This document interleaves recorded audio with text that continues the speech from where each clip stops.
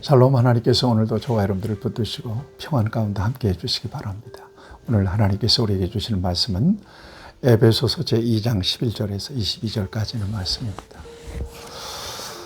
여러분, 예수 믿고 난 이후에 여러분들의 삶이 어떻게 변했습니까? 어느 정도로 변한 것 같습니까? 그대로인 것 같습니까?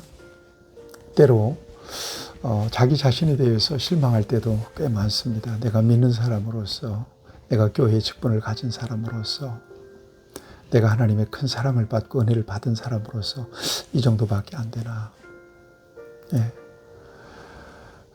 가끔 교인들 가운데는 교회의 어떤 환상을 가지고 왔다가 교회를 떠나는 경우도 있습니다. 교인들 혹은 교역자에 의해서 실망하고 교회를 떠나는 경우도 있습니다. 여러분, 교회는 완전한 공동체가 아닙니다. 하나님께서 세상에서 불러내서 하나의 거룩한 공동체를 만들어 놓으셨는데 역시 부족한 사람들이 모여 있습니다. 예수 믿은 이후에 천사처럼 저와 여러분들 신령하게 변한 것은 아닙니다. 그걸 기대해서는 안 될 것입니다. 그럼에도 불구하고 우리를 구원해 내셨고 그래서 우리를 구원해 내신 것뿐입니다. 그러니까 하나님의 은혜만 부각될 뿐이죠. 드러날 뿐이죠. 우리의 공로나 우리의 의는 없는 거예요. 구원받은 이후에도 역시 온전하게 우리의 삶, 우리의 인격이 변하지 못한 상태로 그렇게 살아가는 경우들이 많습니다. 그렇다고 해서 믿음을 의심하거나 또 우리의 구원을 의심해서는 안 될 것입니다. 성도의 견인이라고 하는 말을 들어보셨을 것입니다. 우리가 부족할지라도 우리 주님께서는 우리의 믿음을 붙드시고 우리를 버리지 아니하시고 하나님 나라 백성으로 보존하시고 그 나라에 이르기까지 승리하게 하신다는 중요한 교리입니다. 우리는 이걸 믿어야 합니다. 나 자신의 인격을 믿는 것보다 나를 향하신 하나님을 믿는 것입니다. 역시 교인들의 어떤 인격을 믿는 것이 아니라 그들을 붙들고 계시는 하나님을 신뢰하고 그를 바라보는 것입니다. 그래서 부족함이 있어도 비판하거나 또 정죄하거나 또 상처를 주거나 그래서는 안 될 것입니다. 있는 모습 그대로 하나님이 그럼에도 불구하고 저분을 구원해 내셨구나.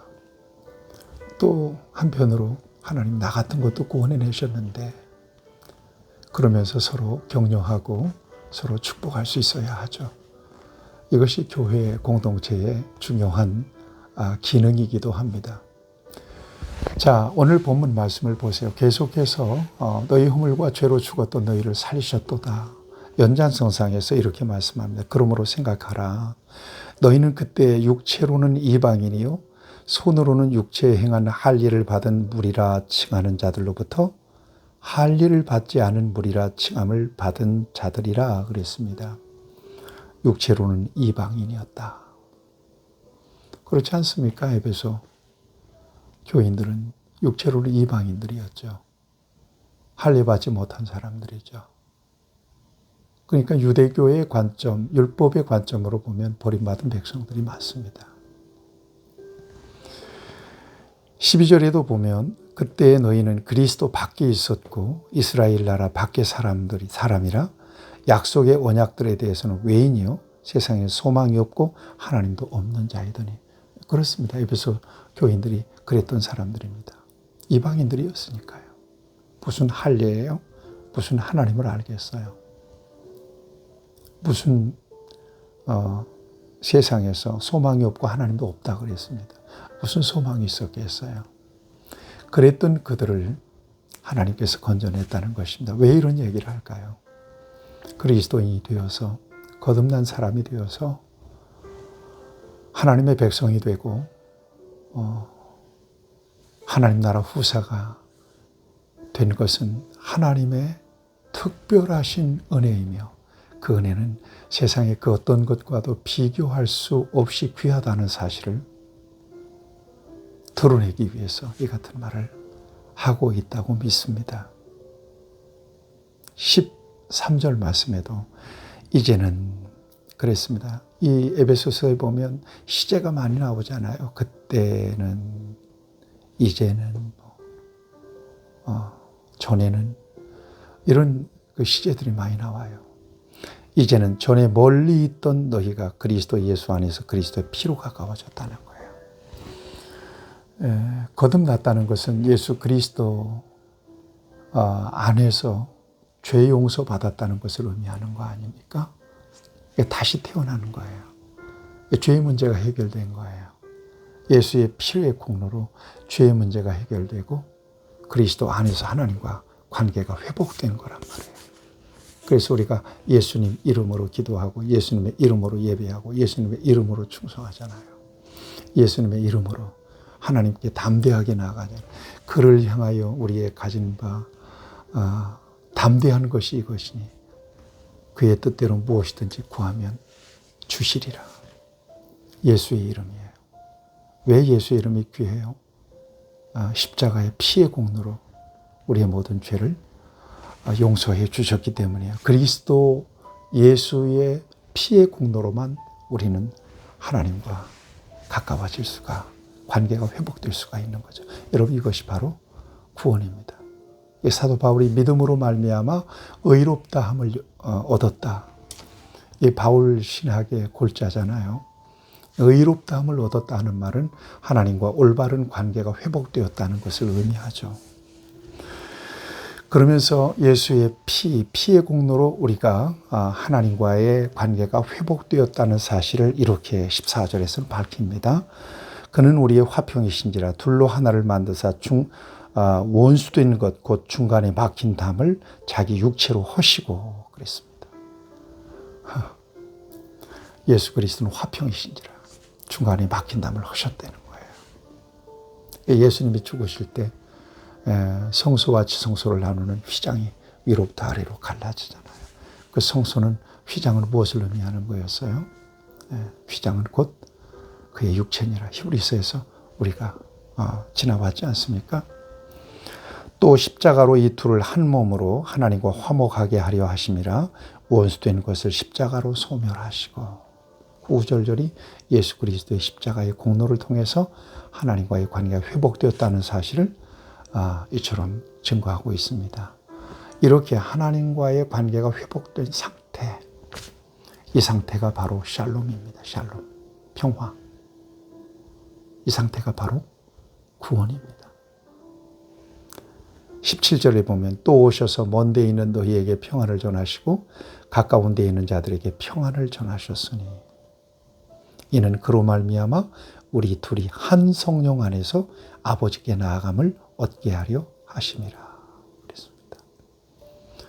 주는 평화 막힌 담을 하셨네.